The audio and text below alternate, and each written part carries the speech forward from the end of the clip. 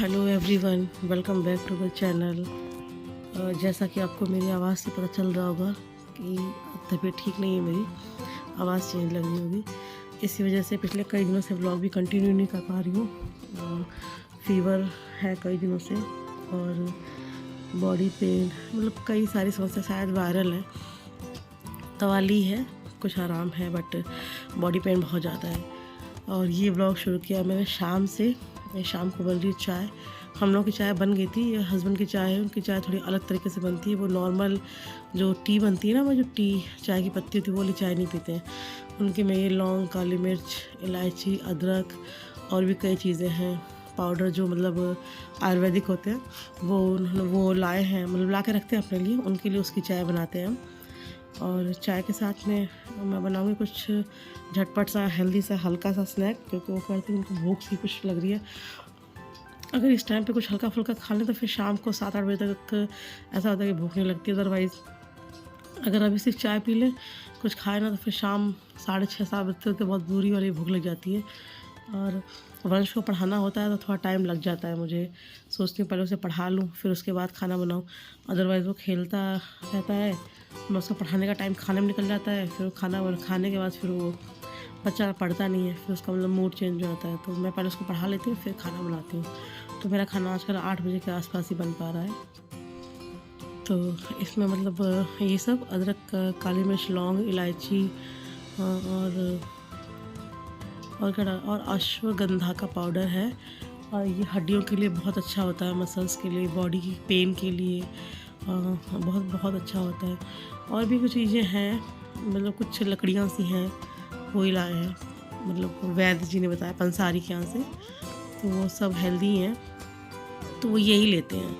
मतलब प्रेफरेबली कभी ऐसा होता है कि हम सब चाय पी रहे हों तो उनसे पूछ लें कि आप चाय लेंगे, तो कभी चेंज कर लें। अदरवाइज़ वो यही लेते हैं मोस्टली।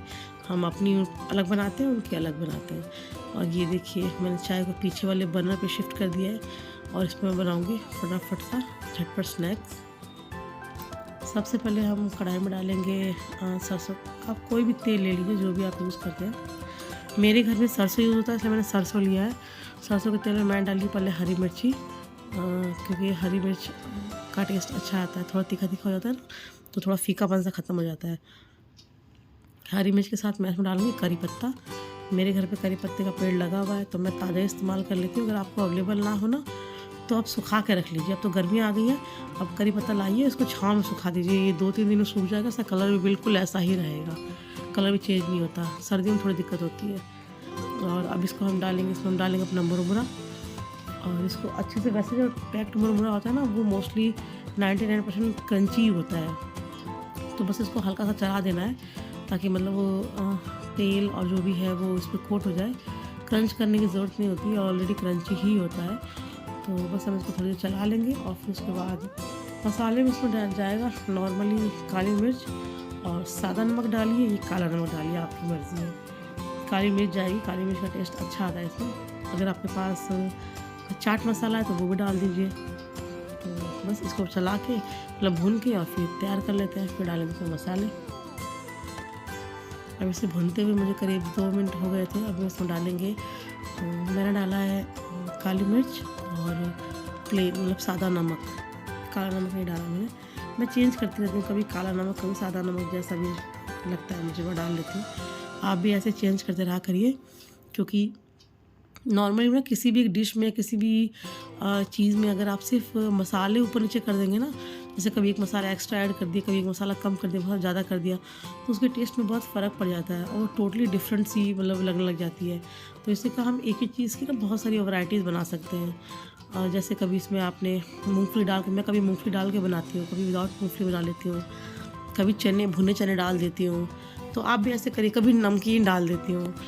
तो एक ही चीज़ को ना वैरायटी ऑफ तरीके से बनाने के लिए बस थोड़ा सा एफर्ट भी नहीं लगाना पड़ता, बस थोड़ा सा अलग तरीके से सोच लीजिए। देखिए, हमारे मुरमुरे का नमकीन बनके तैयार है। ऐसे निकाल लेंगे और उनकी चाय और नमकीन ले चलते हैं। जितनी दिखने में टेस्टी अच्छी लग रही है ना, खाने में उससे ज़्यादा टेस्टी लगती है। और इतनी लाइट होती है, कितना भी खा लो ऐसा लगता है कि हाँ, मतलब भारी भारी नहीं होता। और वो अपनी चाय में पी चुके हैं। उसके बाद मैं पी रही हूँ अपनी चाय और वही मुरमुरे का नमकीन। इसके बाद मैं फ़ोन में कुछ देख रही थी, शायद वंश के स्कूल से कुछ आया है मैसेज, और कुछ हमारे यहाँ भी मेरे डिपार्टमेंट से भी कुछ है स्कूल साइड से। मैं वही देख के पढ़ती हूँ वो सारे जितने भी ऑर्डर वगैरह जो भी आते हैं नए, क्योंकि आजकल ना काम बहुत सारे योजनाएं होती हैं, पता नहीं चलती, अगर आप ना पढ़ो तो कौन से मिस हो जाए आप समझ ही नहीं पाओगे। तो इसलिए टाइम टाइम पे पूरा फुल पढ़ना ज़रूरी होता है। और ये नेहा ट्यूशन से आ गई है वापस, उसने भी अपनी चाय ले ली और हम दोनों अब यहाँ पे बैठ के थोड़ी देर गप्पे मारेंगे, बातें करेंगे। मेरी बातें शुरू हो गई हैं, मैं उससे कुछ कह रही हूँ। हम लोग यहाँ बातें कर रहे थे तो हस्बैंड अपना लैपटॉप उठा कर अंदर कमरे में चले गए थे, उनकी कोई मीटिंग थी। अब देखिए उनकी मीटिंग हो गई है फिनिश, तो वो भी आ गए हमारे पास। और मैंने उनको दिया था कटोरी में मुरमुरा। मैंने कहा था ना कि बहुत लाइट स्नैक्स होता है, तो आपको फील ही नहीं होगा आपने कितना खाया, लगता भी नहीं कि हैवी है। तो ये देखिए, फिर उन्होंने कहा कि मुझे और दे दो, अच्छा लग रहा है। तो फिर मैंने उनको थोड़ा सा और थोड़े बड़े बर्तन में दिया। कटोरी में एक्चुअली मुरमुरा हल्का होता है ना, तो बहुत कम आता है उसमें। अभी हम तीनों बैठ के कुछ कर रहे हैं डिस्कस, कुछ सर्च,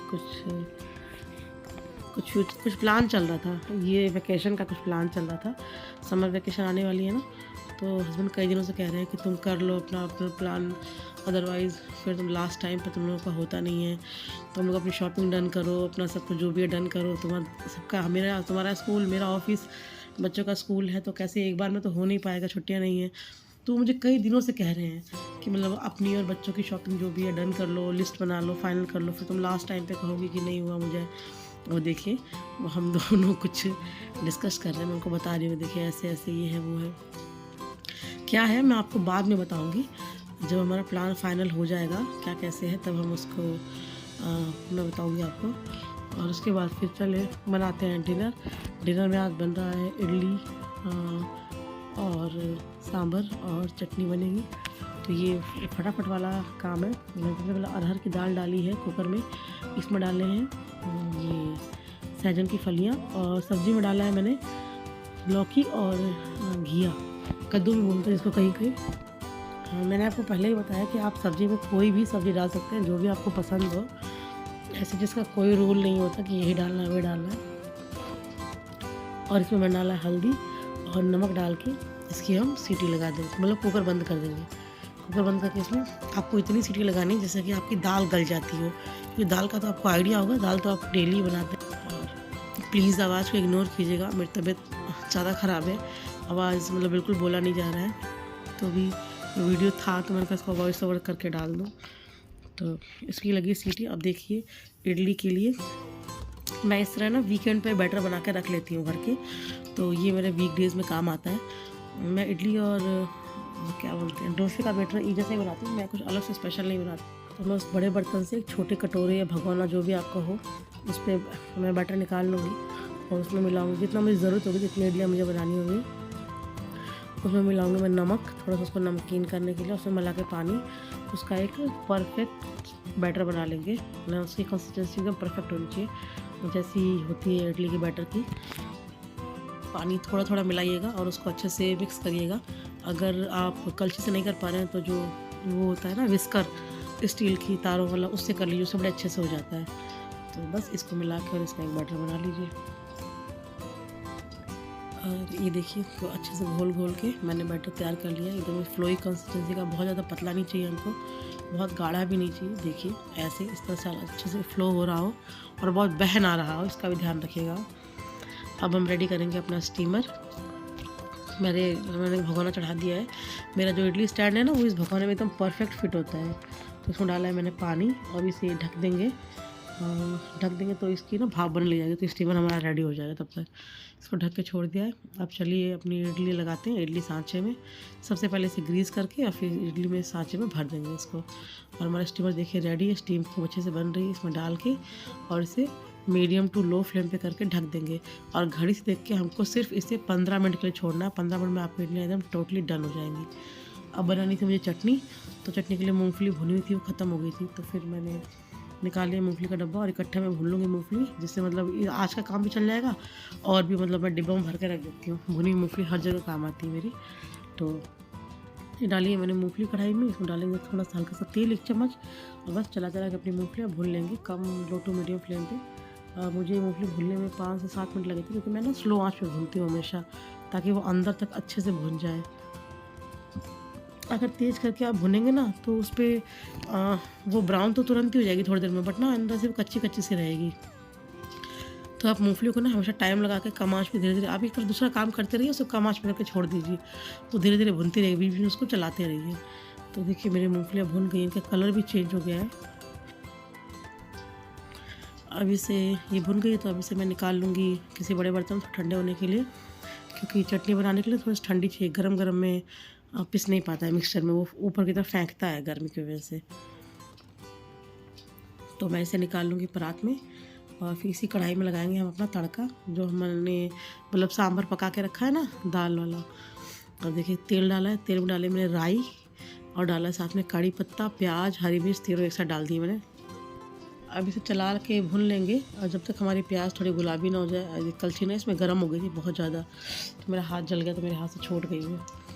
अब इसे चला के ना अच्छे से भून लेंगे थोड़ी देर में, जब तक प्याज हमारी हल्की गुलाबी हो जाएगी।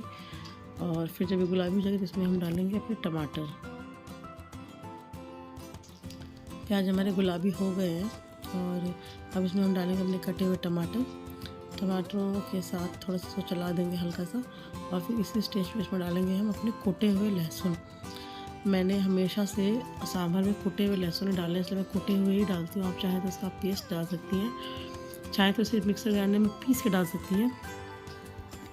ऐसा कोई इसका हार्ड एंड फास्ट रूल नहीं है कि आपको ऐसे ही डालना है। जो आपको कन्वीनियंट हो, जैसे कन्वीनियंट हो आप वैसे कर सकते हैं। वैसे भी इंडियन कुकिंग में कोई चीज़ मतलब फिक्स रेशो नहीं होता है, तो आपके टेस्ट पे डिपेंड करता है। तो आप कोई चीज़ कम ज़्यादा कर सकती हैं। जो विदेशी कुकिंग होती है ना, उसमें हर चीज़ मेज़रमेंट से होता है, इतने ग्राम, इतने ml, इतने मतलब वो। इसमें हमारे यहाँ ऐसा कुछ भी नहीं है। हमारा जैसा जिसका टेस्ट हो वैसा कर सकता है, कम ज़्यादा ऊपर नीचे, कोई रूल नहीं होता हार्ड, इसीलिए हमारे यहाँ की कुकिंग ज़्यादा ईजी होती है। तो देखिए मैंने इसमें डाल दिया है कुटा हुआ लहसुन। अब इसमें हम डालेंगे अपने मसाले। बीच में मेरी सफाई चलती रहती है, जो भी अगल बगल छटका हो, गिरा हो, साथ साथ साफ़ करते रहना आदत है मेरी। मेरे हाथ ही घूमता रहता है। अगर मैं कोई काम कर रही हूँ, कुछ गिर जाए तो मैं पहले सफाई करूँगी, बाद में वो काम करूँगी। तो सबसे पहले मैंने डाला है लाल मिर्च, थोड़ी सी डाली कश्मीरी लाल मिर्च कलर के लिए। फिर डाला है धनिया, फिर धनिया का इसमें जाएगा थोड़ा सा हल्का सा नमक से पहले ये सांभर मसाला। सांभर आप किसी भी ब्रांड का यूज़ कर सकते हैं, जो भी आपको अच्छा लगता है उसका टेस्ट, या जो आपके घर में खाया जाता हो। और बस इन सब चीज़ों को डाल के अच्छे से हम चला लेंगे। ये थोड़ा सूखा सूखा हो गया, ड्राई मसाला डाल के ना थोड़ा सा सूखा रहता है, उसमें हम ज़रा सा पानी डालेंगे ताकि हमारे मसाले जले नहीं। और इसको हम अच्छे से चला के टमाटर गलने तक, बिल्कुल अच्छे से मतलब पेस्ट होने तक इसको हम अच्छे से भुनेंगे। और देखिए भुनूंगे के जब हमारा मसाला तैयार होगा तो इसमें हम अपनी उबली हुई दाल डाल देंगे, जो हमने उबाल के रखी थी ना, दाल के साथ में सब्जियां, वो डाल देंगे।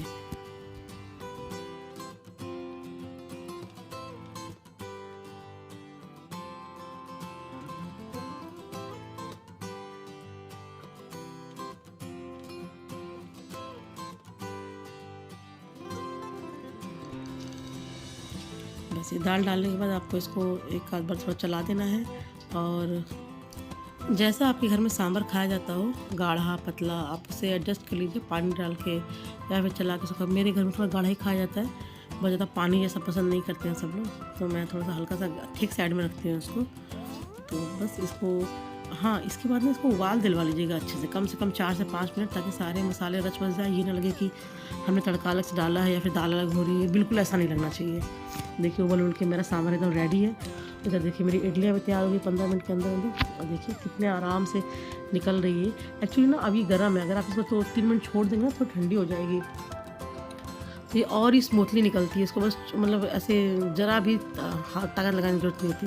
अभी बड़ी इजीली निकल रही है, बस चम्मच से एक तरफ से आप स्कूप कीजिए और निकल जाएगी। एक्चुअली सब लोगों को भूख लगी है, तो ये हो रहा है कि जल्दी कितना टाइम और रखे, तो मैंने कहा फटाफट खिला दे ये भी।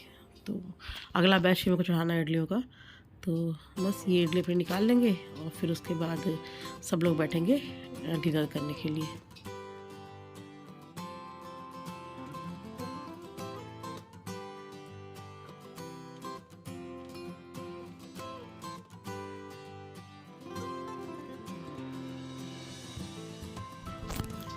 और ये देखिए फुल प्लेट इडली रेडी है हमारी सर्व के होने के लिए। और अब लगाते हैं उसमें चटनी बनाई, चटनी में तड़का। चटनी की रेसिपी मैंने पहले भी कई बार शेयर किया आपके साथ। तो तड़के में लगा रही हूँ राई और करी पत्ते का तड़का। ये है चटनी, तड़का लग गया। चटनी हमारी कितनी टेम्पटिंग लग रही है। चटनी के लिए मैं थोड़ा सा हरा धनिया, मूंगफली के दाने, लहसुन, हरी मिर्ची और नमक, बस मैं ये चीज़ डालूँ चटनी में और कुछ नहीं। नारियल वाली चटनी मेरे घर में पसंद नहीं की जाती, मैंने कई बार ट्राई की, किसी को अच्छी नहीं लगी, मुझे खुद ही अच्छी नहीं लगती है। चटनी रेडी है, इडली रेडी है, सांभर हमारा रेडी हो गया है। बस तो चलते हैं फटाफट डिनर करते हैं, सबको कराते हैं। ये हम चारों इकट्ठे बैठ गए। नेहा गई है पीछे से, वो ला रही है सामान, जो लाना जो कम होता है ना वो पीछे से फिर लेकर आती है सारे। वैसे हस्बैंड हमेशा ऊपर सोफे पे बैठते हैं, लेकिन आज वो भी वंश ने कहा पापा मेरे साथ बैठ के खाओ, तो आज वो भी इनके साथ नीचे बैठे हैं। ये टेस्ट करके बताएंगे पहले कैसा बना है। मेरे घर में सबको पसंद आता है, साउथ इंडियन मेरे घर में बहुत टच वुड मेरे घर में बहुत पसंद आता है सबको। इसी चक्कर में मतलब बाहर का साउथ इंडियन नहीं खाया जाता है कि नहीं घर पे बनाओ, तुम्हारे हाथ का खाना है। क्योंकि मैं सोचती हूँ कि बाहर खाएं तो एक दिन ऐसा हो जब मुझे ना बनाना पड़े, मैं भी बाहर खाऊं, लेकिन इस चक्कर में बाहर जा नहीं पाते हैं। तो आज के ब्लॉग में बस इतना ही। अगर आपको कुछ भी अच्छा लगा हो तो लाइक शेयर सब्सक्राइब कीजिएगा, कमेंट करके बताइएगा। Thanks for watching.